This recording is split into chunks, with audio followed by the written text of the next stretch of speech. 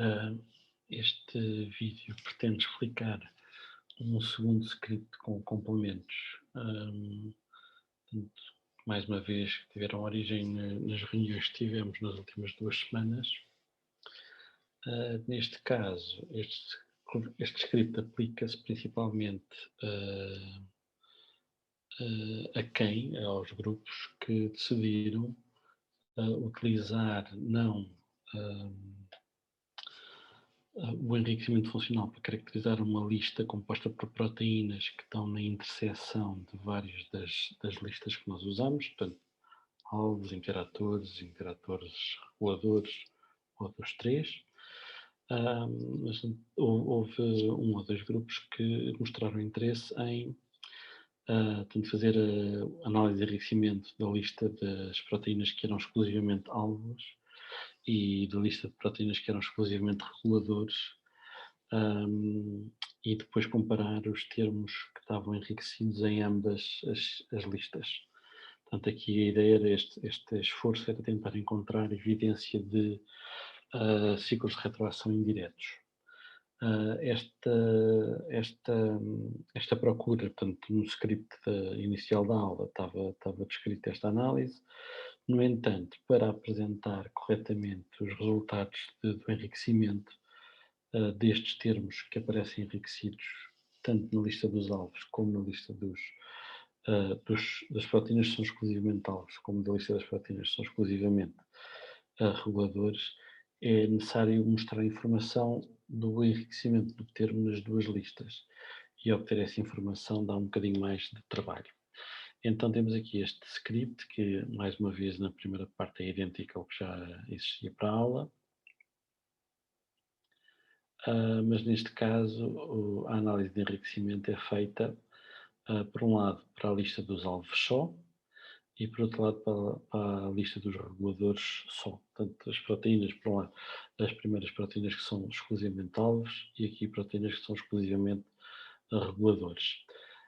Tal como no outro vídeo ou script com complementos, inseri aqui a exclusão de termos que estão enriquecidos nestas listas apenas com um ou dois genes, portanto, usando a função dropGo. Portanto, deixamos de ter o BP alvos, passamos a ter o BP alvos 3 e o BP reguladores 3. Portanto, retiramos esses processos biológicos que estavam enriquecidos com um número muito pequeno de genes associados. Depois então encontramos nesta linha a interseção das funções que aparecem enriquecidas no resultado de enriquecimento dos alvos e no resultado de enriquecimento dos reguladores. Só que nós queremos, para apresentar, por exemplo, no artigo, nós temos que ter informação do enriquecimento numa lista e noutra, não basta saber quais são os processos. Então o que fazemos é usamos outra vez a função dropGo, agora para construir um novo objeto de enriquecimento que tem os termos apenas que estão na interseção das duas análises de enriquecimento. E para isso usamos aqui o setDiff, portanto, o dropGo vai eliminar os termos que estejam no conjunto do BPalvos 3 tab na coluna ID, exceto aqueles que estão na interseção. Portanto, o que vai restar são os que estão na interseção. Mas fazemos isto com base na matriz ou nos resultados de enriquecimento dos alvos e com base nos enriquecimentos dos reguladores. Portanto, estes objetos de enriquecimento mantêm a informação do enriquecimento ou na lista dos alvos ou na lista dos reguladores. Depois fazemos aqui a simplificação tanto desta matriz, deste variável de enriquecimento funcional. Basta fazer para uma delas, porque elas têm as mesmas funções, e a função simplify atua nos termos Go, portanto o simplify daria o mesmo resultado nas duas. Fazemos só para, neste caso, para a que tem informação dos alvos. fazemos o simplify e depois acrescentamos, como também já aparecia no outro vídeo, a informação do folder enrichment e ficamos aqui com uma matriz já em formato data frame. Ficamos com o objeto de enriquecimento e com o objeto em data frame, com a informação dos termos que aparecem simultaneamente enriquecidos na lista dos alvos só e dos reguladores só, mas a informação que diz respeito ao enriquecimento na lista dos alvos. Depois fazemos a mesma coisa para os dados do enriquecimento na lista dos reguladores. Em vez de fazer o simplify, vamos simplesmente fazer o drop go na matriz de enriquecimento dos reguladores, vamos tirar todos aqueles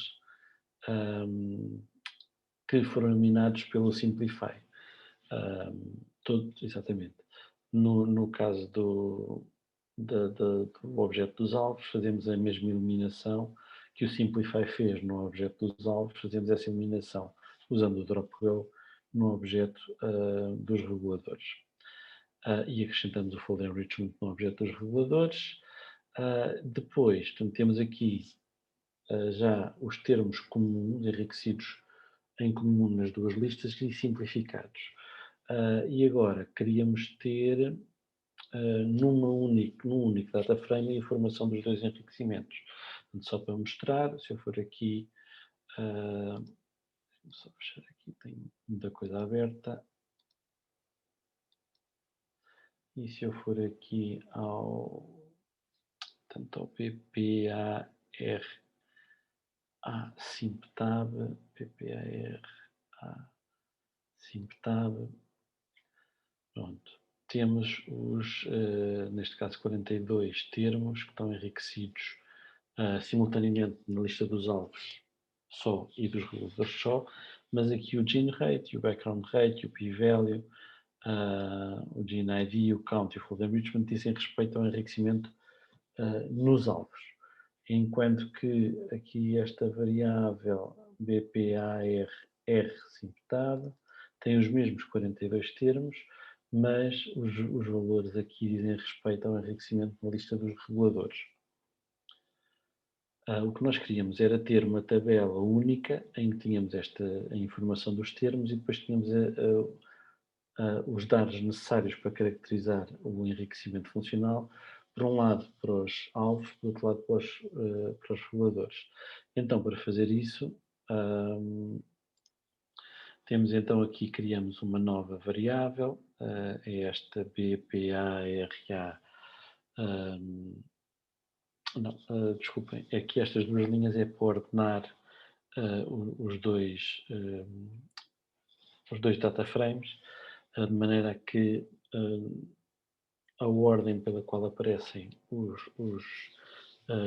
termos Go enriquecidos seja a mesma nos dois data frames, e depois, tendo isso já ordenado, os dois data frames ordenados da mesma forma, então criamos um novo data frame, este PPAR tab AR, que tem as duas primeiras colunas iguais.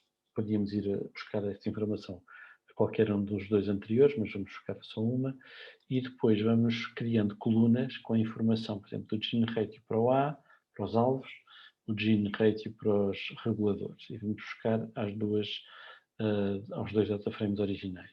Depois temos o background ratio para o A e para o R, o p-adjust para o A e para o R, a identificação dos genes, portanto, que estão enriquecidos para o A e para o R, o count para o A e para o R e, como ainda temos 42 termos, podemos querer para a tal tabela do artigo ou para os gráficos mostrar apenas os 20 termos mais enriquecidos e podemos querer selecionar esses 20 termos mais enriquecidos, por exemplo, pelo count. Mas como temos dois counts diferentes, uma opção é fazer a ordenação pela soma dos counts. Também temos então o folder enrichment para o A e para o R e também a soma dos folder enrichment se quiserem fazer a escolha dos 20 termos de acordo com o folder enrichment em simultâneo nas duas listas de enriquecimento. Okay, e depois por fim ordenamos neste caso eu escolhi ordenar pelo count, e então temos este objeto final que eu vou mostrar, bpar tab ar, isto aqui, que tem então o termo go, id, a descrição do termo, e depois temos o GeneRatio para os alvos, GeneRatio para os reguladores, Background Ratio, alvos e reguladores, p-adjust, alvos e reguladores, os genes. Portanto, estes genes não têm, supostamente, em princípio, não têm nada em comum, porque aqui estão só os genes que são alvos e aqui estão só os genes que são reguladores. E como nós fizemos o enriquecimento com genes exclusivamente alvos e genes exclusivamente reguladores, estes dois conjuntos de proteínas não têm nada em comum, e é isso que justifica que possam ser um ciclo de retroação indireta, porque, por exemplo, aqui podíamos olhar para um response to oxidative stress, tem 24 alvos e 12 reguladores, que não são as mesmas proteínas e, portanto, o NF-κB regula 24 proteínas envolvidas na resposta ao stress oxidativo, e das várias proteínas envolvidas em resposta ao stress oxidativo, existem outras 12 que não são reguladas pelo NF-κB, mas que regulam o NF-κB.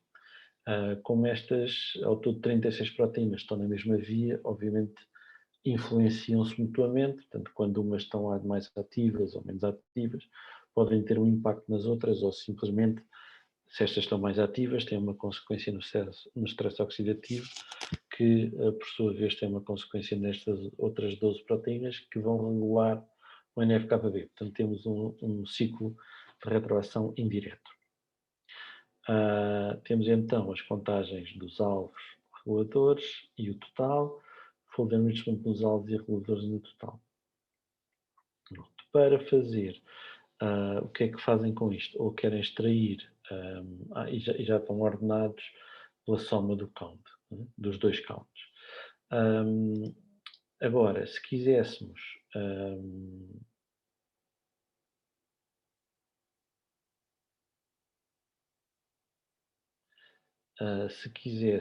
representar graficamente estes 20, os 20 termos mais enriquecidos de acordo com o count nos dois, podíamos fazer aqui, criar estes dois objetos de enriquecimento, tanto a partir dos objetos de enriquecimento originais já simplificados e já só com os termos em comum nas duas listas. Nós vamos usar o DropGo para eliminar destes dois objetos de enriquecimento os termos que não estão entre estes primeiros 20 de acordo com o count. Portanto, os primeiros 20, depois de ordenarmos esta tabela que tem informação quer do enriquecimento dos alvos, quer do enriquecimento dos reguladores, e de ordenarmos por ordem decrescente do count total, da soma dos dois counts.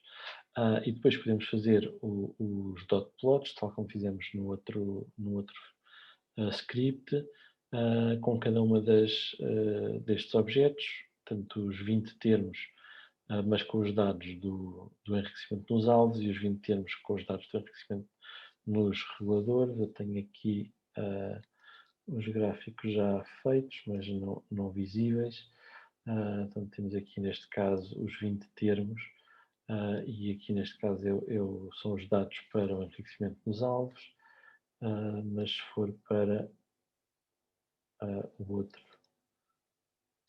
outra figura já temos os mesmos alvos, mas agora com enriquecimento, com os dados de enriquecimento, de full enrichment, de count e de p-adjust, do enriquecimento nos reguladores. Portanto, podem gravar estas imagens com PDF e incluí-las ou não, se quiserem, no artigo. Se quiserem, também podem usar aqui o write CSV para guardar o conteúdo deste data frame que tem a informação para ambos os enriquecimentos, e depois portanto, conseguem abrir o fecheiro CSV no Excel e tentam formatar uma tabela para incluir no artigo. E é isto.